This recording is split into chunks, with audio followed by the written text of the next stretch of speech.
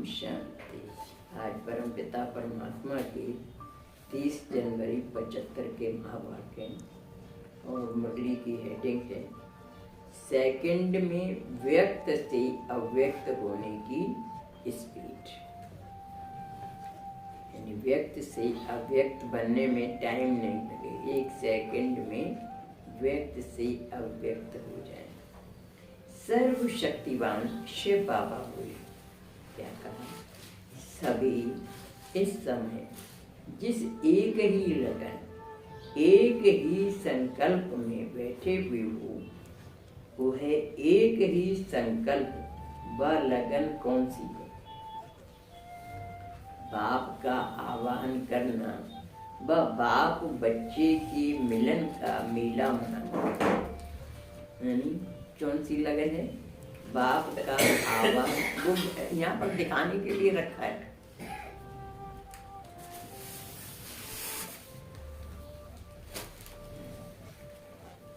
बाप का आवाहन करना व बाप बच्चे के मिलन का मेला बनाना। जब सर्वशक्तिमान बाप का आवाहन स्नेह और दृढ़ संकल्प से कर सकते हो, तो क्या स्वयं में जिस भी शक्ति की कमी या कमजोरी महसूस करते हो, उस शक्ति का अपने में आवाहन नहीं कर सकते हो क्या? बाबा पूछ रहे हैं, जब सर्वशक्तिमान बाप का आवाहन स्नेह और दृढ़ संकल्प से कर सकते हो। परमात्मा को जब याद करते हैं तो स्नेह के कारण या दृढ़ संकल्प लगन के कारण बाबा आ जाते हैं।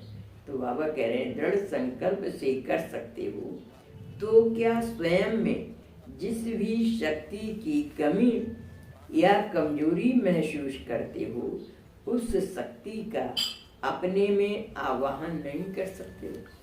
जो भी कमी या शक्ति आपको लगती है कि मेरे अंदर ये शक्ति की कमी है, उस शक्ति का आवाहन भी वैसे ही कर सकते हो। जब बाबा को बुला सकते हो तो शक्ति को भी बुला सकते हो। जब बाप को अव्यक्त से व्यक्त बना सकते हो, केवल याद से, स्नेह के बल से, अधिकार प्राप्त होने के बल से और समीप संबंध के बल से। 4 प्रकार का बल बताया बाबा ने। कैसे अव्यक्त से व्यक्त में बना लेते हैं?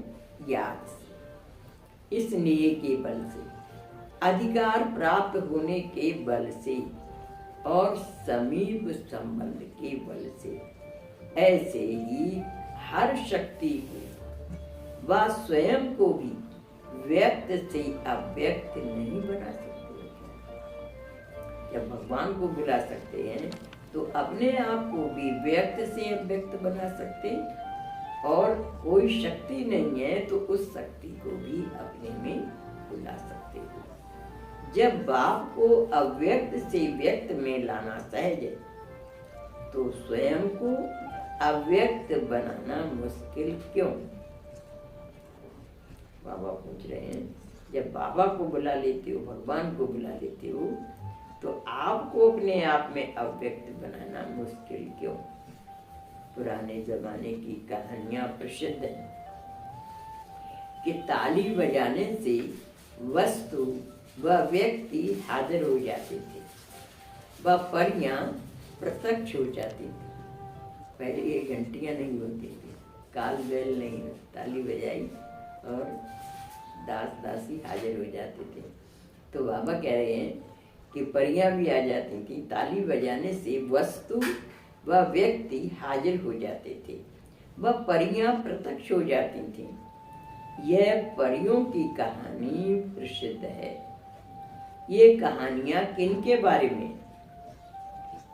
ज्ञान परियों व तीनों लोकों में उड़ने वाली परियां कौन सी? बाबा कह रहे हैं कि हम बच्चों के लिए आप भी तो ज्ञान परियां हो, और तीनों लोकों में उड़ने वाली। अभी अभी मूल वतन में, सूक्ष्म वतन में, स्थूल वतन में, तीनों लोकों में सैर करते हैं। तो बाबा कह रहे हैं तीनों लोकों में उड़ने वाली परियां कौन सी हैं? अपने को समझती हो ना, कि हम बच्चे योग में बैठते हैं तो कभी काम मूल वतन पहुँच गए, कभी सूक्ष्म वतन में पहुँच गए, तो अपने को समझती हो ना। ज्ञान और याद के दोनों पंख लगे हुए हैं ना। आप ज्ञान और याद के बल से 1 सेकंड में अर्थात इन पंखों के आधार से साकार लोक से निराकार लोक तक पहुंच जाते हो ना। कैसे पहुंचते हैं? ज्ञान और योग के बल से 1 सेकंड में इन पंखों के आधार से इस साकार रूप से परम धाम 1 सेकंड में पहुंच जाते हैं, तो निराकार रूप तक पहुंच जाते हो ना। ऐसे फरिश्ते समान परियों को 1 सेकंड में जिस शक्ति की आवश्यकता हो संकल्प किया व आवाहन किया और वह शक्ति स्वरूप में आ गई। यानी इतना आपका शक्तियों के ऊपर भी अधिकार हो, जैसे सूक्ष्म वतन मूल वतन में पहुंचते हो, ऐसे ही एक संकल्प किया और वो शक्ति हाजिर हो गई, वह शक्ति स्वरूप आ गया, स्वरूप में आ जाए। ऐसी ताली बजानी आती है क्या? बाबा पूछ रहे बच्चों से, ऐसी ताली बजानी आती है? ऐसी परियां बनी हो जिन्हों का हर कल्प गायन होता आया है। यानी हर कल्प में बाबा की ऐसी परियों का गायन होता आया है। वर्तमान समय का पुरुषार्थ 1 सेकंड की गति का होना चाहिए। बाबा कितना रेडी कर रहे हैं बच्चों को कि इस समय बच्चों का पुरुषार्थ कैसा होना चाहिए? 1 सेकंड, 1 सेकंड की गति का होना चाहिए। तब कहेंगे समय और स्वयं दोनों की रफ्तार समान है। यानी समय जैसे चल रहा है, समय और स्वयं हमारी रफ्तार भी वैसे ही तेज है। यानी समय और स्वयं दोनों की रफ्तार समान है। इसको ही फास्ट और फर्स्ट स्टेज कहा जाता है। फास्ट या फर्स्ट स्टेज कहा जाता है। 1 सेकंड में वैसा ही परिवर्तन हम कर सकें, तो इसको ही फास्ट या फर्स्ट स्टेज कहा जाता है। संगम युग पर सर्वशक्तियां ऐसे अपने अधिकार में चाहिए। स्वयं में शस्त्र समान शक्तियां। इसमें जल डालो, डिस्टर्ब कर रही है।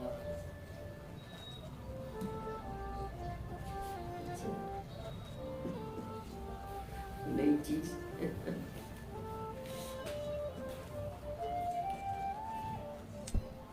तो बाबा कह रहे हैं संगम युग पर सर्व शक्तियां ऐसे अपने अधिकार में चाहिए। स्वयं में शस्त्र समान शक्तियां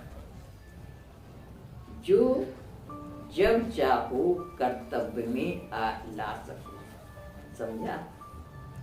अच्छा, आज छोटी सी मुरली है, 2 पढ़ दूं? दूसरी वाली भी छोटी है। इस मुरली का सार क्या है?